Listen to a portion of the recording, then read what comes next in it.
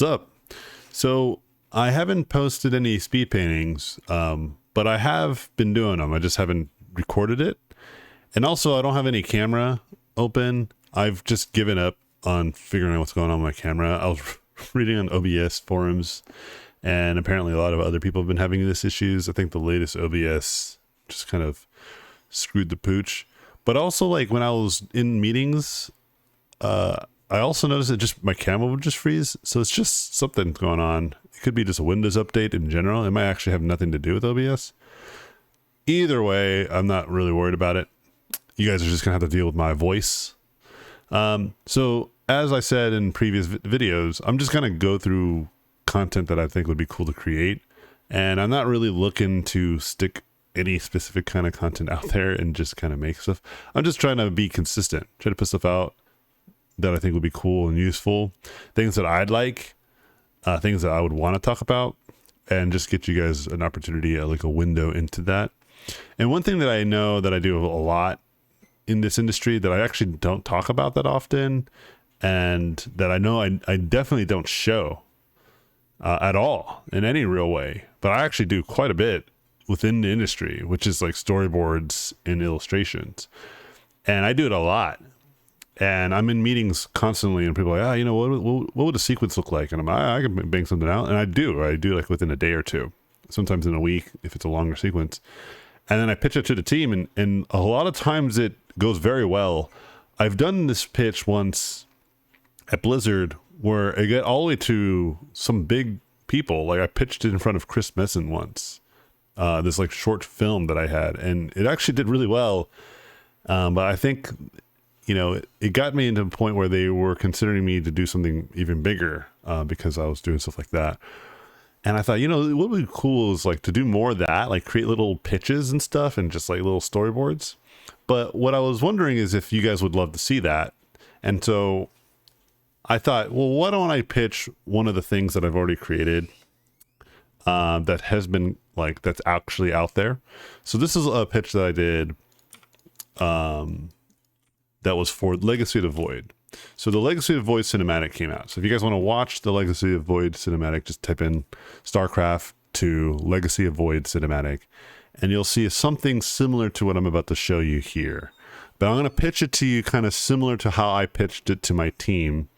Like they were watching me pitch this over my shoulder, and this is kind of how it went. And I'm going to pitch you three different sequences. So this is the first sequence.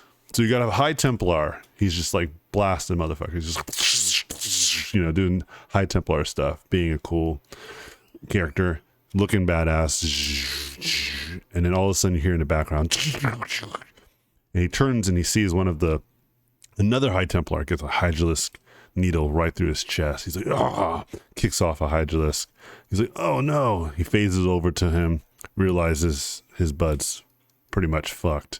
All of this is silent, by the way. They're not talking, right? It's just all action. It's very implied.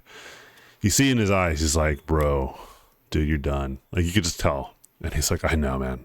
Like, I'm fucked. And so he picks him up, puts him over his shoulder. He's like, all right, there's only really one thing we have to do here, And if you're a fan of StarCraft, you should already be knowing what's about to happen. These are two Templars, and Templars can do a very special thing. And they are kind of symbolically already showing what they're going to be doing. And their arms, and then all of a sudden, and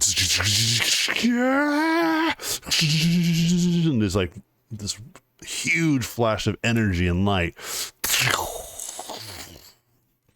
And then you see a motherfucking Archon, dude. And then it starts raining because it's epic. It doesn't have to rain, but I think it's cool when it starts to just rain because it's just so epic. And the rain particles hitting like an Archon shield will just be tight. I think the actual final cinematic, it doesn't have rain, but we all know it should have rained. And it's raining, cinematic, like Archon. You see the silhouette. Zooms on the Archon's face. He's just so cool. That time and space is like warping around him. It's like impossible to even see him because he's just like not part of this world. and he's just like power overwhelming, just blasting motherfuckers, and they have no chance. But you know, Zerg be doing Zerg stuff. They overwhelm him still, right? They just Zerglings coming all around him, like all sorts of Zerglings and Hydralisks and what have you, are just surrounding him. And you know, in StarCraft, you can have hero units. So this is like a hero Archon. So he has like a special ability, which you're going to see. He's getting just bombarded, but he's still taking them out, right? You can tell he's taking hundreds with every blast. But you know, Ire is basically taken over with. It's basically Zerg invested. So this is fucked. So he uses one last ability, just basically turns himself into like a black hole, warps them all in, and basically takes thousands of them with him, and basically leaves like a giant crater in the whole in the ground. And that's how we get the Archon sequence, and that's how I pitched it to the team.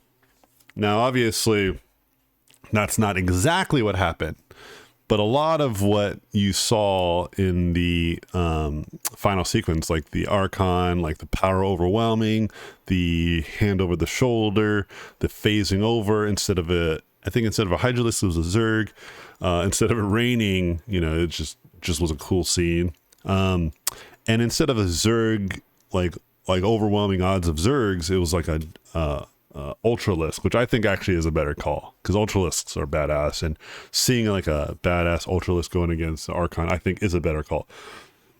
So there were things that changed, but ultimately it was pretty similar, you know, and just condensed, because I put like some fillers and filler descriptions and adverbs and adjectives to kind of describe the emotion, because this isn't animated, this is all just still shots. And I was explaining this over like a span of like a few minutes rather than 1 minute, because the cinematic can't be longer than what I just explained. But you can see kind of how I pitched it, to kind of use certain phrases and certain words to get people to understand what I was trying to do with the images that I've drawn. And they really liked it, and I think it went well, and I think a lot of what I pitched made it to the final cinematic.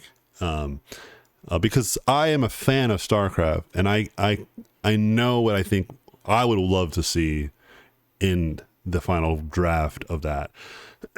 And also, a lot of stuff got cut. Obviously, I can draw all sorts of cool stuff, like it raining and like time and space warping and stuff like that. But the reality is, like, we still have a budget. We still have like only so much time. So we can't do every single thing that like a concept artist can illustrate and do in a matter of minutes, you know? But in terms of pitching, it's just like, you know, the world is my oyster. I went all in. I was like, oh man, that'll be fucking cool if they did this and did this. Like, but these are just like blotches. I was just using my words to describe it, and people's imaginations filled in the gaps, as many of you guys may have done. So I'll do one more pitch. There's a couple more that I've done, but I'm just going to do one more. So this one got cut. So this one, I think, was really, I think we should have done this still. I still feel pretty strongly about it, but it's okay. So in the cinematic, spoiler alert, you know, they're warping in a pylon. Okay. And in StarCraft, only probes can really warp it in. So this is really important note to keep in mind. So you have this probe, he's warping in this pylon, and you have, you know, all of the other Protoss units defending the pylon, and you see them in the background. Right now they're just kind of blurs, and this little, you know, probe turns around and he sees this green blur coming into the foreground. We look over his shoulder and we see what he sees, and it's a mountain, like a hillside rolling down of banelings. And he's like, oh fuck, because banelings, if they come in, they're going to basically destroy the pylon, one hit, you know. And he's like deducing the damage. He's like, yeah, there's no way that this is going to happen. Like, there's no way I can Like they're going to destroy it. There's no way around this. And so he's like deciphering like the damage. You can see all the like the little doohickeys and gadgetry. It's all happening in manner moments. Again, all the other Protoss are preoccupied. They're like fighting and defending. And he's like, well, there's only really one thing left to do. And so he's like little, you know, probe noise. And he's like flying. And we get a close up on his face, his little, you know, little orb eye, and he closes little, like, as if he had like a little lens. He closes it, and it's like, and I just imagine him saying for ire. Obviously, we wouldn't subtitle it, but I just imagine him kind of saying, like, in his little probe language, for ire. Like, he knows that this is like GG. And he just flies into the face of the banelings and blows up and causing a chain reaction of explosions. Now, in the actual final cut, like this actually ends up still happening, but they use a zealot instead of the probe. Now, why I disagree with this choice. Now, I don't think that it was a bad choice. It's still pretty good. Like the sacrificial zealot is still good. But why I think this would have been a better choice is because of the stakes. Because when the probe is gone, what that means is that, well, there's 2 points that I thought was really great about this. Is that the first point is that when the probe is gone, then there's no way to remake the pylon. You understand? Like zealots can't remake a pylon. Like the Templars can't make a pylon. Like no other unit can make the pylon. So when the probe is gone, then there is no hope left, right? Like this pylon has to warp in, otherwise it's done skis. And so I really like the idea of like the probe knowing this, but making the call of like, if I don't do this, then, you know, there's no hope at all. You know, we're all done for. And then I also know that like from the player's perspective, players make these types of decisions all the time. That players use probes to they sacrifice their probes all the time against like army units. And I thought that would have been really clever.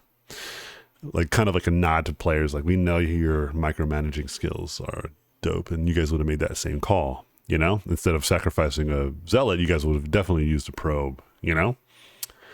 And so there was like a bunch of other scenes that I did, but I realized again I don't want to spend too much time with the video, but I'm curious if you guys are interested in these types of stuff, because I have like a lot of ideas that I have just even from my own ideas and my own stories.